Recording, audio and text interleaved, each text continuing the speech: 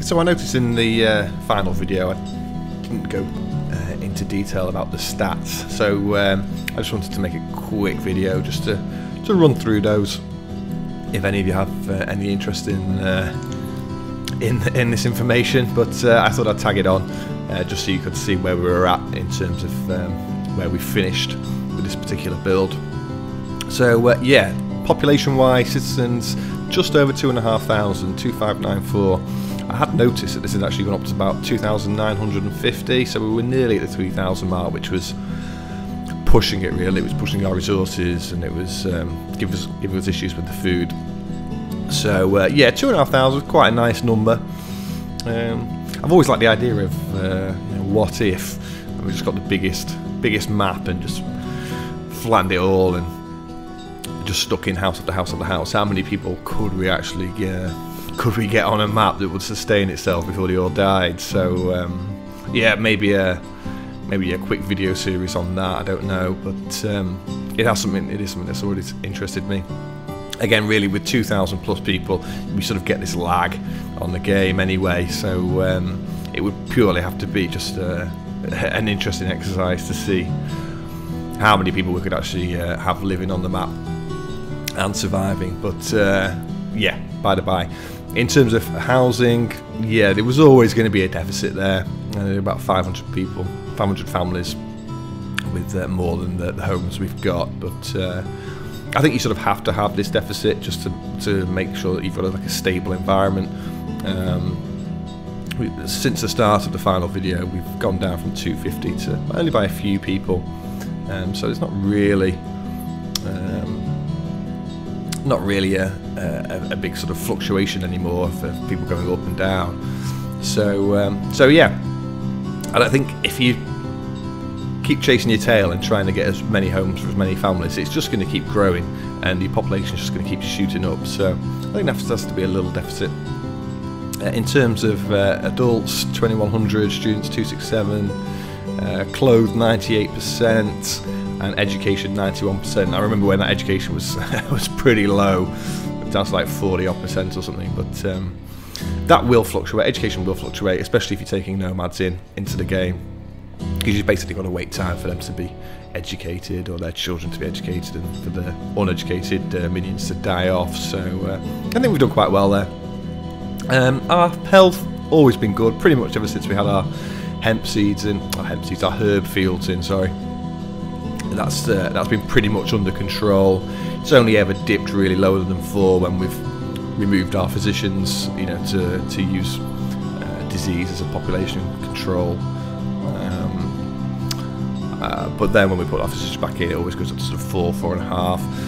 Happiness-wise, 3.5 at the moment. Again, that's fluctuated between 3.5 and 4, 4.5. I think now that things have started to settle and everyone knows their place, yeah, that's pretty much going to stay at 3.5, maybe 4.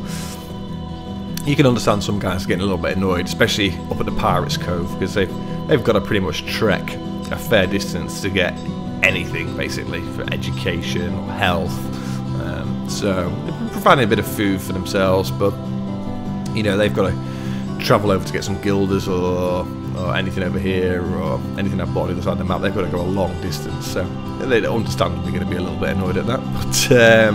But yeah, 3.5, 4, I can always live with that. I think that's a good number to have. In terms of production, food really is the main item on here.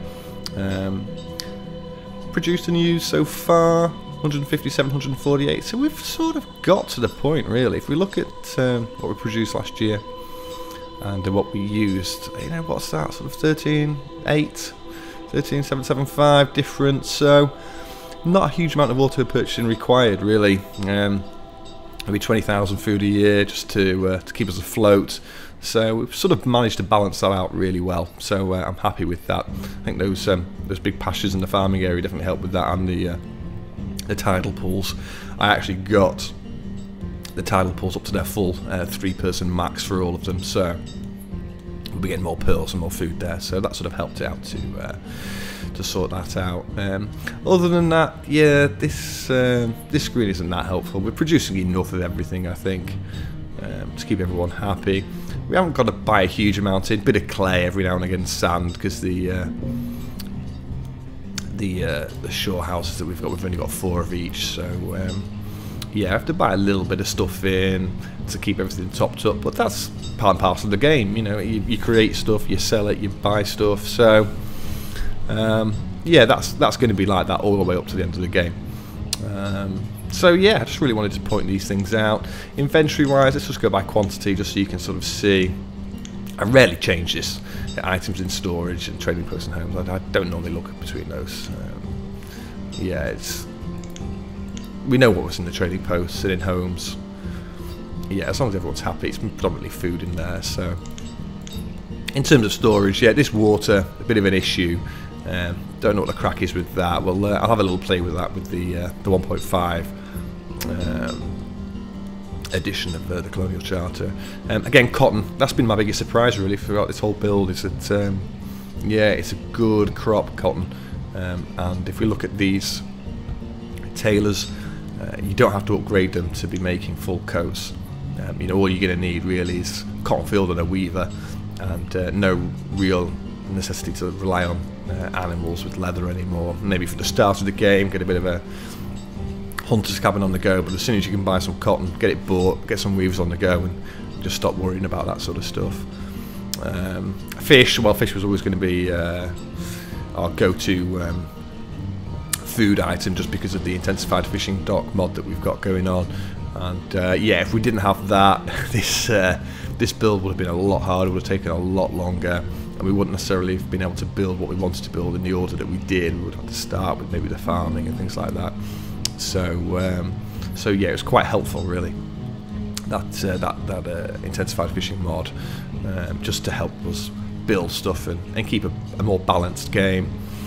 Yeah, firewood doing really well. Mulberry leaf again. Those grove traders, what are they called? Grove farm things, mulberry groves. Yeah. Let's have a look at these. Yeah, pumping out what, 360 each with 2 people.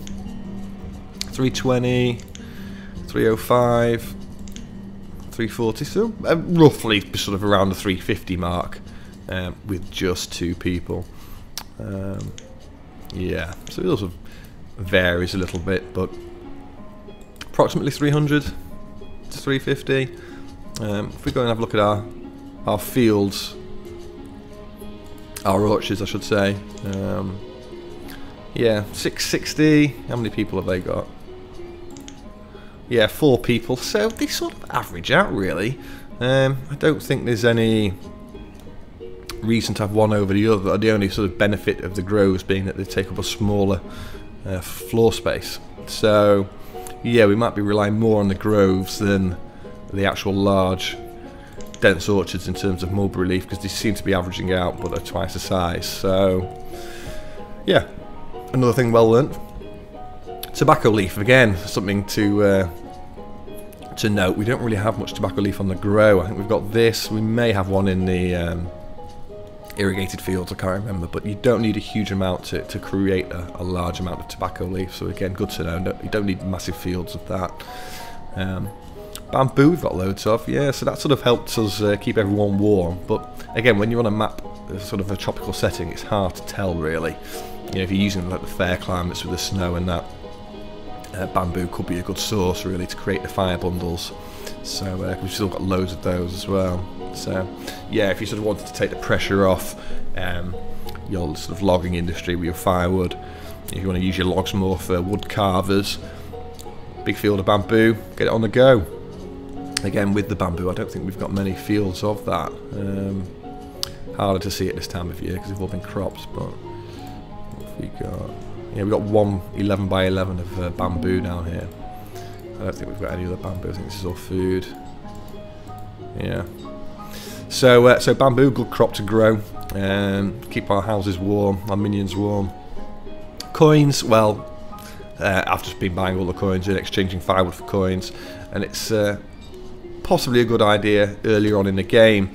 We worked out the royal exchange, the resource exchange, number 1, if that's what you want to refer to it as. It doesn't need blueprints, so you don't have to have a trading post and buy those in to to have the Resource Exchange 2 on the go. They probably look a little bit nicer, the Resource Exchange 2, so it is nice to have a sort of combination of both of them on the go. But earlier on in the game, you've got firewood that you can exchange for coins. These will just auto buy food for you. So yeah, that can be quite handy as well. What else? Charcoal, obviously, for the furnace fuel. Whale blubber, we've been buying that in, and again, it's good to buy that in just to turn the lamp oil around. 35. It's not a bad price at the not a bad price at all at the trading post. Off you go. So yeah, really, again, we're on top of the beeswax as well, so candles not an issue. Jade doing well. Feathers, again, for bedding, not a problem. So yeah, that's pretty much all I really wanted to show you. The graphs, pretty self-explanatory really. Over the last year, everything's just been chilling out. Adults and population just slowly receding. That's basically because the game's been settling for a fair few years. And same with students and children. It's just intertwined. No big issues there at all. So yeah, that's sort of it really. Again, just wanted to give you that final bit of information that I've missed off on the final video. But yeah, it sort of gives you an idea that everything's good, everyone's happy. And yeah, in terms of how long it's taken us and how long we've been working away in Ashfort, 179 years it's taken us. And yeah, Murray still kicking. He's still swigging away at his super juice at the medieval fountain. So fair play to Murray. But yeah, thanks again for watching me build this civilization, and I look forward to doing it all over again with the New Frontier 1.5. So I'll see you then.